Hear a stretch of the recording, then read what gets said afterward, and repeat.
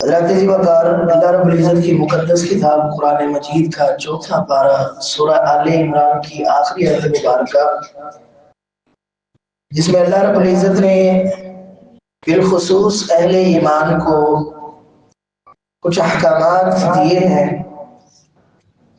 فرمایا رب تعالیٰ نے یا ایھا الذین آمنوا اصبروا وصابروا ورابطوا، اے ایمان والو صبر کرو، استقامت اختیار کرو، وصابرو اور ایک دوسرے کو صبر کی تلقین کرو، ورابطو اور ایک دوسرے سے جڑ جاؤ، واتقوا اللہ لعلکم تفلحون اور اللہ سے ڈر جاؤ تاکہ تم کامیاب ہو سکو۔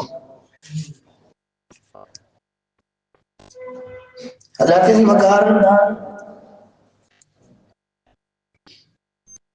آج کے اس مادیت کے دور میں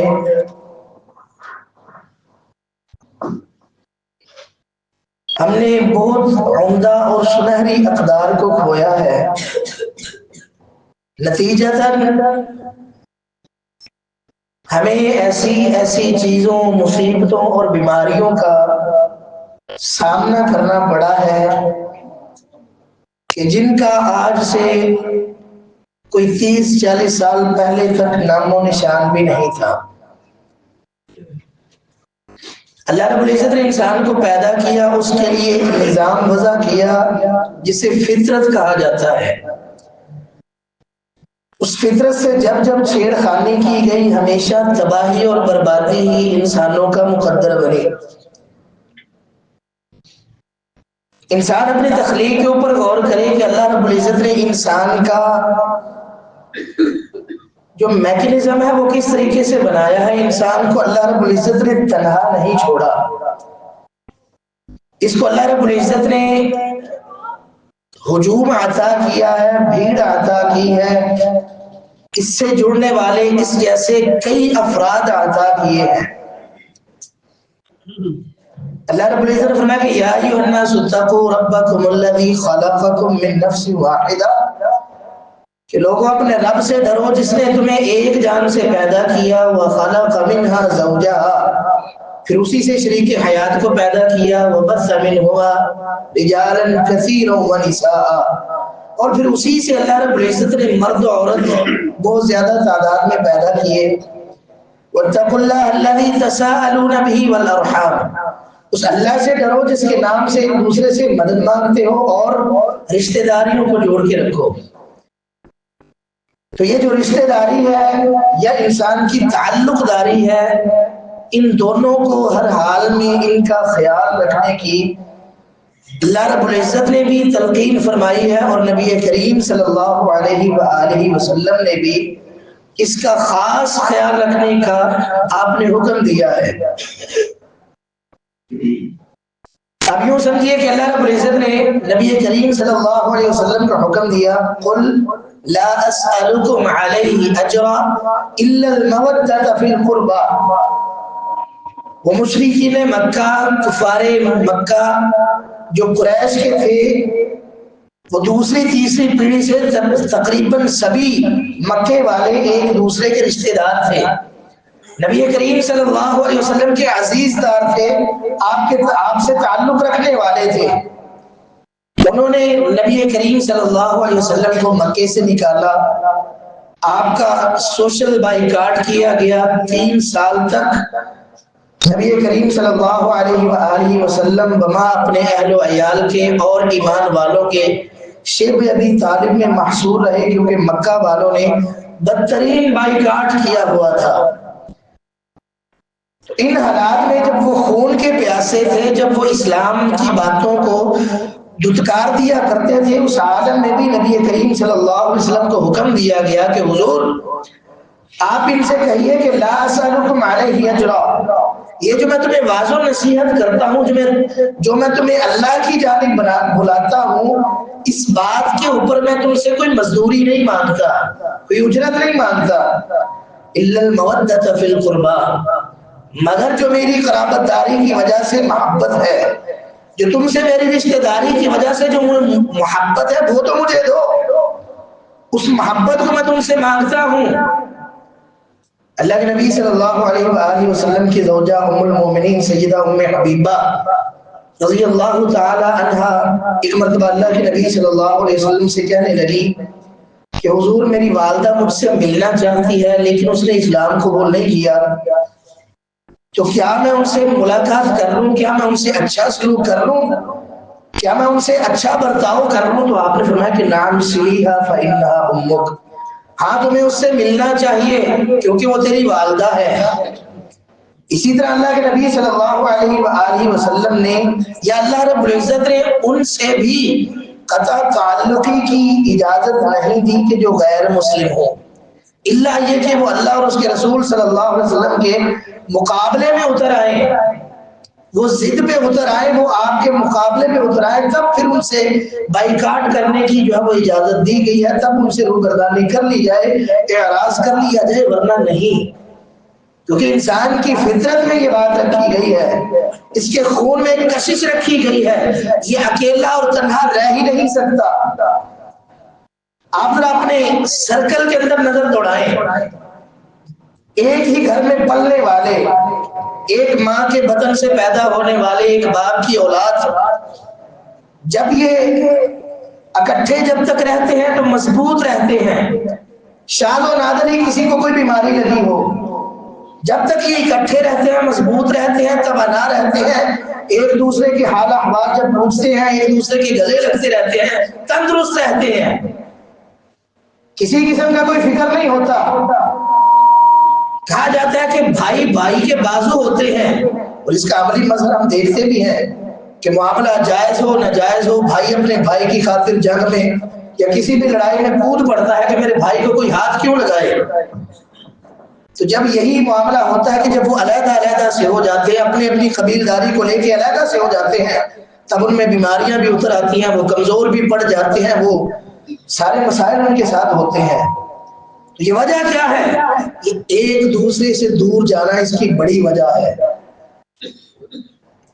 کہ اللہ کے نبی صلی اللہ علیہ وسلم کا بتایا ہوا فرمان کبھی غلط نہیں ہو سکتا۔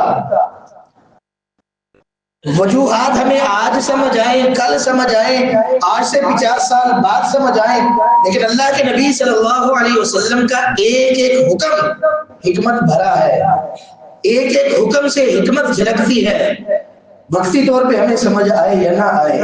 اللہ کے نبی صلی اللہ علیہ وسلم نے ارشاد فرمایا من احب ان یبسط له فی اثره، جو شخص یہ بات پسند کرتا ہے کہ اس کی عمر کو دراز کر دیا جائے، وَيُنْسَأَ لَهُ فِي أَثَرِهِ مَنْ أَحَبَّ أَنْ يُبْسَطَ لَهُ فِي رِزْقِهِ، جو یہ بات پسند کرتا ہے کہ اس کے رزق میں فراخی کر دی جائے، وَيُنْسَأَ لَهُ فِي أَثَرِهِ، اور اس کی عمر میں برکت ڈال دی جائے، اس کی عمر بڑھا دی جائے، فَلْيَصِلْ رَحِمَهُ، اسے چاہیے کہ وہ صلہ رحمی کرے، اپنے رشتوں کو جوڑ کے رکھے، اور یہ اتنا حساس معاملہ ہے۔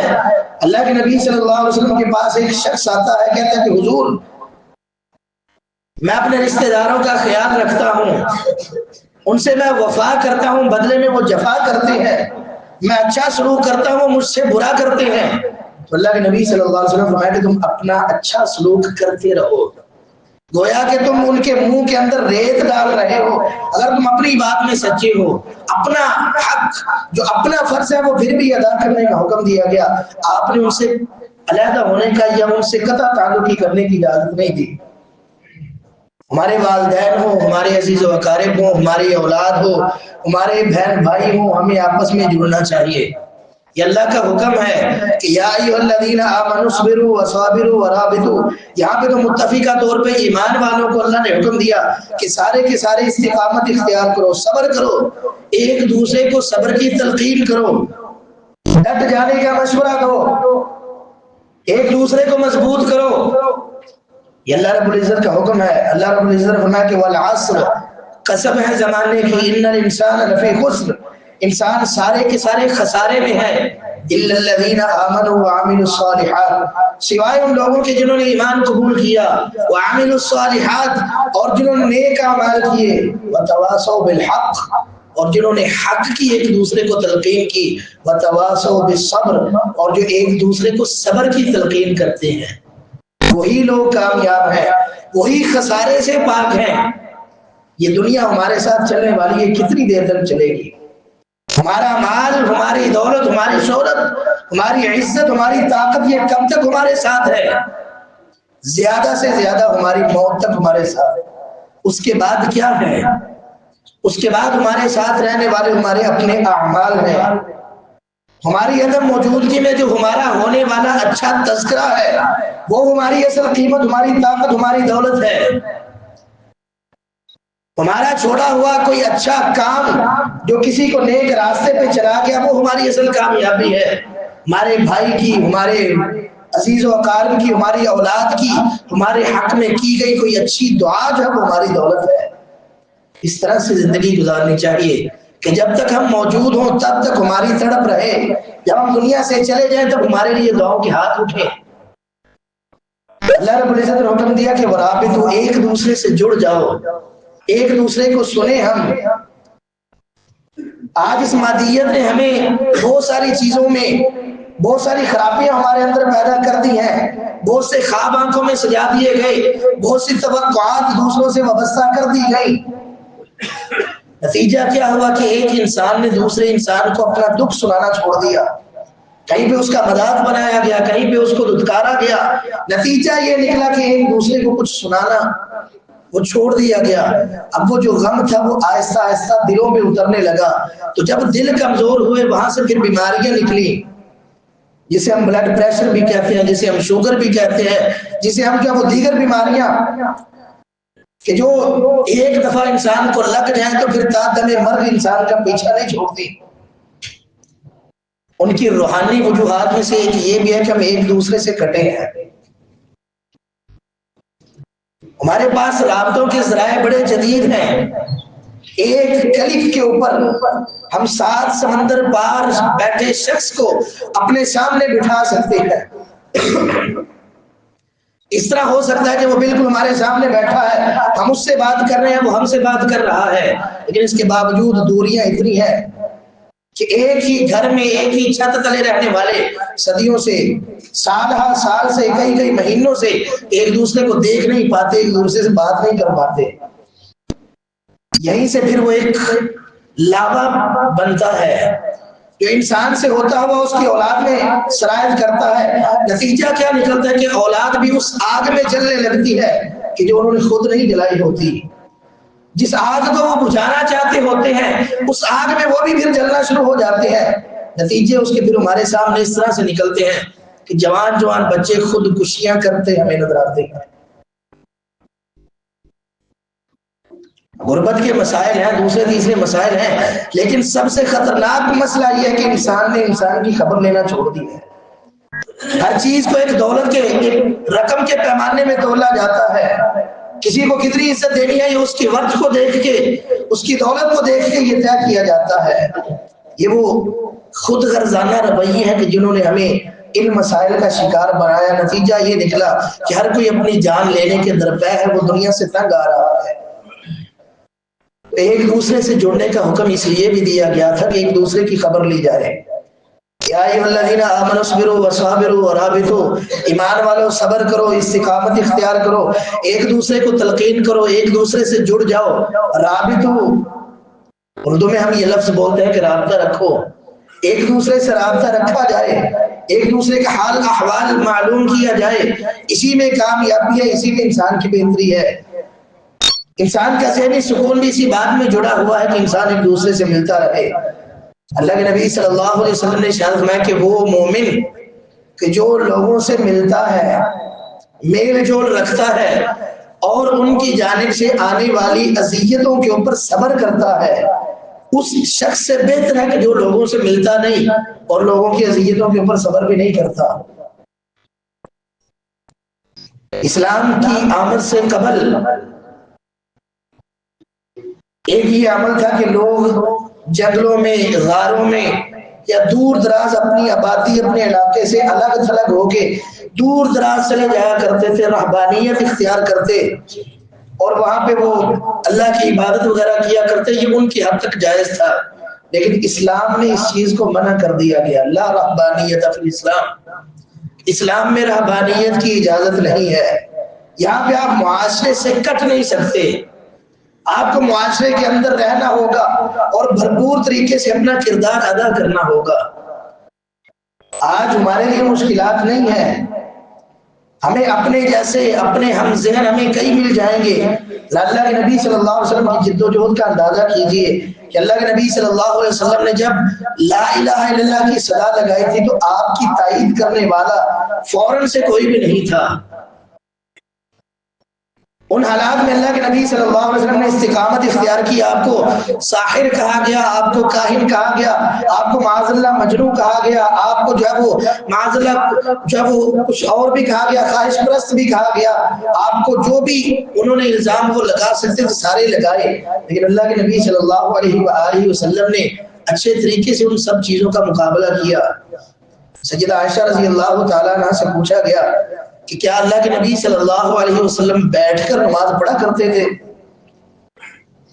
تو سیدہ عائشہ رضی اللہ تعالیٰ عنہ فرماتی ہیں کہ اللہ کے نبی صلی اللہ علیہ وسلم کھڑے ہو کر ہی نماز پڑھا کرتے تھے، لیکن جب لوگوں نے آپ کی کمر توڑ دی، اعراض کر کے آپ کو ستا کے آپ کی مخالفت کر کے جب انہوں نے آپ کا جو ہے وہ آپ کی کمر توڑ دی، تو اس وقت اللہ کے نبی صلی اللہ علیہ وسلم بیٹھ کے نماز پڑھا کرتے تھے۔ یا آپ کو بھی لوگوں کے رویوں کی تپش کا سامنا کرنا پڑتا تھا اور یہ چیز آپ کے اعصاب کو تھکا دیتی تھی، اسی لیے اللہ کے نبی صلی اللہ علیہ وسلم کچھ نماز بیٹھ کے بھی پڑھا کرتے تھے۔ یہ رویے ان کا سامنا تو کرنا پڑے گا، لیکن کرنا ہے ہم نے۔ ہمیں ایمان کی دولت اسی لیے عطا کی گئی ہے کہ ہم عام لوگوں سے ذرا سپیریئر ہیں، ہم ان سے بڑھ کے ہیں، ہماری عظمت زیادہ ہے، ہماری فضیلت زیادہ ہے۔ کس لیے ہے؟ کنتم خیر امت، تم بہترین امت ہو، تو کس لیے ہے؟ اخرجت للناس، سے لوگوں کے لیے نکالا گیا ہے۔ تأمرون بالمعروف وتنہون عن المنکر، اچھی باتوں کا لوگوں کو حکم دو، برائیوں سے لوگوں کو روکو۔ یہ ہماری اجتماعی طور پہ ذمہ داری ہے، کسی ایک فرد واحد کی نہیں، بلکہ ہر فرد کی یہ ذمہ داری ہے کہ وہ جو اچھی بات جانتا ہو وہ دوسروں کو سنائے، دوسروں تک پہنچائے، اچھے انداز سے اچھے طریقے سے لوگوں کو اپنے ساتھ جوڑنے کی کوشش کرے۔ انسان کی فطرت میں، اس کی سرشت میں یہ تنہائی لکھی ہی نہیں ہے۔ جب انسان تنہا ہوگا وہ جلدی جو ہے وہ اس دنیا سے چلا جائے گا۔ اور پھر آج کی تنہائی جو اس قدر خطرناک ہے کہ بندہ دنیا سے چلا بھی جاتا ہے تو مہینوں تک دوسروں کو خبر نہیں ہوتی کہ فلاں بندہ کدھر گیا، فلاں بندہ کہاں گیا، ہمیں یہ خبر بھی نہیں ہوتی۔ اس طرح کی ظالم تنہائیوں کا ہم ان حالات میں ہم سامنا کر رہے ہیں کہ جب ایک انچ کی نگرانی کی جا رہی ہوتی ہے۔ تو اس لیے ہمیں اللہ سے ڈرنا چاہیے۔ اللہ کا یہی حکم ہے کہ واتقوا اللہ لعلکم تفلحون، ایک دوسرے سے جڑ جاؤ اور اللہ سے ڈرتے رہو تاکہ تم کامیاب ہو سکو۔ یہ جسے صلہ رحمی کہا جاتا ہے، جو رشتہ داری ہے، جب اللہ رب العزت نے انسانوں کو پیدا کیا تو اس صلہ رحمی نامی مخلوق نے اللہ کے تہمت کو پکڑا اور کہا کہ اللہ تو مجھے ان کے اندر نہ بھیجنا، یہ مجھے توڑیں گے۔ اپنے ایک خدشے کا اظہار کیا تو اللہ رب العزت نے ارشاد فرمایا کہ تم پریشان نہ ہونا، جو تجھے جوڑ کے رکھے گا میں اسے جوڑ کے رکھوں گا، اور جو تجھے توڑے گا میں اسے توڑ دوں گا۔ اور بحیثیت مسلمان اللہ کے نبی صلی اللہ علیہ وسلم کا پیروکار ہوتے ہوئے جو آپ نے حکم دیا وہ بڑا سنجیدہ حکم ہے۔ فرمایا کہ 3 دن سے زیادہ کسی کے لیے یہ جائز نہیں ہے کہ وہ اپنے مسلمان بھائی سے ناراضگی رکھے، اس سے ناراضی رکھے، ناراض رہے، اسے قطع تعلقی رکھے، یہ کسی مومن کے لیے جائز ہی نہیں ہے۔ اور فرمایا کہ بندہ نمازیں پڑھتا ہے لیکن اس شخص کی نماز بھی قبول نہیں ہوتی جو 3 دن سے زیادہ اپنے کسی مسلمان بھائی سے ناراضی رکھے۔ تو ہمیں اپنے اعمال کی بھی فکر کرنی چاہیے کہ اس چیز کے ساتھ اللہ رب العزت نے ہماری عبادات کو جوڑ رکھا ہے۔ جو کسی سے قطع تعلق ہے، بات نہیں کرتا، ناراض رہتا ہے، اس کی پھر اگر وہ حج کرے گا تو کوئی فائدہ نہیں، عمرہ کرے گا تو کوئی فائدہ نہیں، وہ زکوٰۃ ادا کرے گا کوئی ثواب نہیں، وہ نماز پڑھے گا تو وہ رائیگاہ جا رہی ہے۔ اس چیز کے ساتھ اللہ رب العزت نے جوڑ رکھا ہے۔ 5 وقت نماز پڑھنے کا حکم بھی اسی لیے اللہ رب العزت نے دیا کہ ایک دوسرے کے ساتھ جڑ جائیں۔ نماز کے اندر صف بندی کی اہمیت بھی اسی لیے ہے کہ ہمارے قدم کے ساتھ قدم ملے، کندھے کے ساتھ کندھا ملے، اور اس میں روحانی کنیکشن یہ ہے کہ ہمارے دلوں کے ساتھ دل بھی مل جائیں۔ فرمایا اللہ کے نبی صلی اللہ علیہ وسلم نے تم اپنی صفوں کو درست کرو گے یا پھر اللہ تعالیٰ تمہارے دلوں میں پھوٹ ڈال دے گا۔ ان سارے احکامات کا جائزہ لیجیے کہ اللہ ہم سے چاہتا کیا ہے کہ ہم مسلمان، ہم انسان ایک دوسرے سے جڑ کے رہیں۔ یہی اللہ کا حکم ہے، یہی اسلام کی منشا ہے، یہی سارے احکامات کا خلاصہ ہے کہ جیسے تیسے بھی کر کے ہم اپنے اوپر بھی اگر ہمیں لگتا ہے کہ زیادتی ہو رہی ہے وہ سہ کر بھی اگر ہم جڑے رہتے ہیں تو ہم کامل ایمان والے ہیں، ورنہ اس کے علاوہ تنہائیاں ہیں، ڈپریشن ہے، انزائٹی ہے، خوف ہے اور خودکشیاں ہیں۔ ایک دوسرے سے جڑ جائیں گے، ان مصیبتوں سے بیماریوں سے بچ جائیں گے۔ یہ اللہ کے نبی صلی اللہ علیہ وسلم کی ضمانت ہے، اللہ رب العزت کا حکم ہے۔ اللہ تعالیٰ ہمیں عمل کرنے کی توفیق عطا فرمائے۔ ہمارے